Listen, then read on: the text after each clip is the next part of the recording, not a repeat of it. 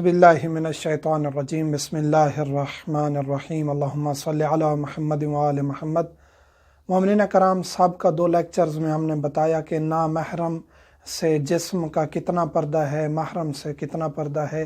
कल वाले लेक्चर में हमने बताया कि ना महरम को देखना किस हद तक जायज़ है और ना महरम का निगाह का क्या क्या पर्दा है, और फिल्में ड्रामे देखना, इसकी तफसील हम बता चुके हैं। आज हम जिक्र करेंगे कि नामहरम से बात करना किस हद तक जायज़ है। ये बहुत ज़रूरी सवाल है, इसमें कुछ तफसील है। एक दो रिवायात जिक्र करते चलें कि नामहरम से बात करना, चाहे वो आपकी भाभी है, आपकी साली है, आपकी कज़न है, इसी तरह ख़वातीन के लिए हैं कि उनके कज़न हैं, चचा के बेटे, मामू के बेटे, बहनोई, जो भी नामहरम रिश्ते हैं, उनसे अगर आप बात करते हैं तो उसके क्या क्या तरीक़ाकार होने चाहिए। फरमान अहले बैत अलैहिस्सलाम है, रसूल करीम सल्लल्लाहु अलैहि वसल्लम फरमाते हैं कि दिल को मुर्दा कर देता है जब इंसान नामहरम से ज़्यादा गुफ्तगू करता है, हंसी मजाक करता है और लुत्फ़ अंदोज़ होता है, तो ये दिलों को मुर्दा कर देता है। तो नामहरम से सीरियस हो के ज़रूरी बात कर सकते हैं। इजाफ़ी बात, हंसने वाली, मजाक वाली या मसलन के शहवत पैदा करने वाली, इस तरह की कोई बात करना जायज़ नहीं है और ये दिलों को मुर्दा कर देता है। रसूल करीम की हदीस है।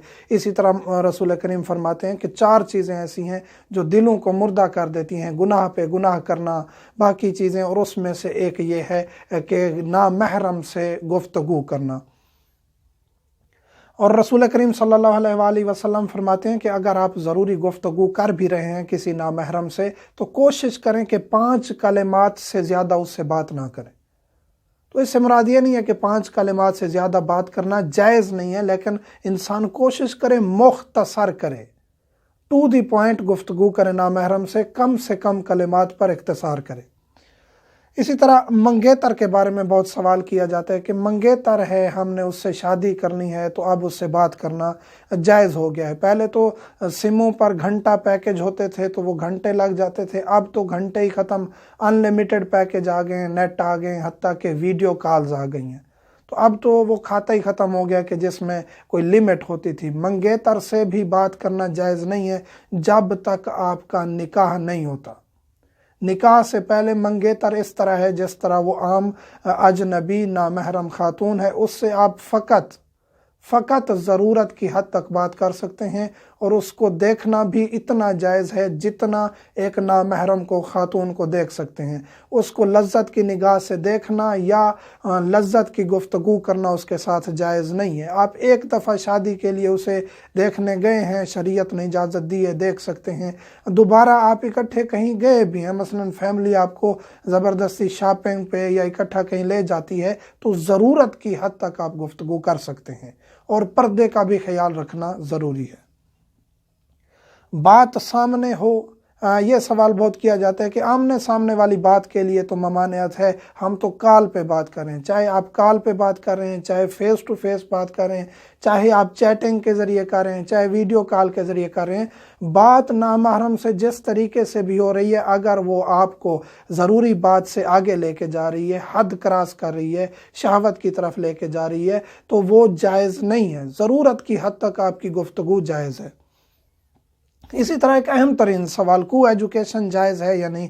कंबाइन एजुकेशन, यूनिवर्सिटीज़ में, कॉलेजेस में लड़के लड़कियां इकट्ठे पढ़ते हैं, आपस में बैठ के स्टडी करते हैं, डिबेट्स करते हैं, तो शरीयत ने ऐसी पाबंदी नहीं लगाई कि ऐसा करना जायज़ नहीं है। जायज़ है, लेकिन हर चीज़ का ख्याल रखना है। पर्दे का, ख़वातीन पर्दे का ख्याल रखेंगी। निगाह का हम हुक्म बता चुके हैं कि मर्दों पर भी वाजिब है कि वो ख़वातीन को शहवत की निगाह से और ज़रूरत से ज़्यादा ना देखें।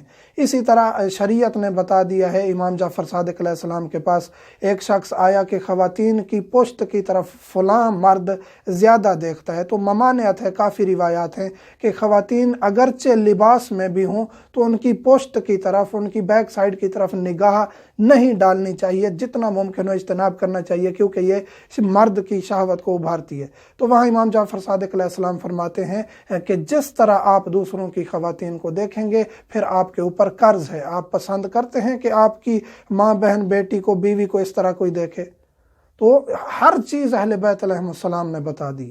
انسان کو، مرد کو بھی اپنی آنکھوں کا پردہ کرنا چاہیے، خواتین کو بھی باحجاب رہنا چاہیے، پھر آپ اکٹھے ایک یونیورسٹی میں کلاس میں، لیکن ساتھ نہیں بیٹھنا چاہیے، یہ جائز نہیں ہے۔ ہاں اگر بیٹھیں ایک بینچ پہ، درمیان میں کوئی گیپ آ گیا ہے، گاڑی میں ہیں، کہیں بھی ہیں، آپ درمیان میں کوئی چیز رکھ دیتے ہیں، آپ کی شہوت کو نہیں ابھارتی، تو آپ وہاں بیٹھ سکتے ہیں۔ کسی کو فیل ہو رہا ہے کہ یہ میرے لیے خطرناک ہے اکٹھا بیٹھنا، میں ڈسٹرب ہو رہا ہوں روحانی طور پہ ہر لحاظ سے، تو اس کو جگہ چینج کر لینی چاہیے۔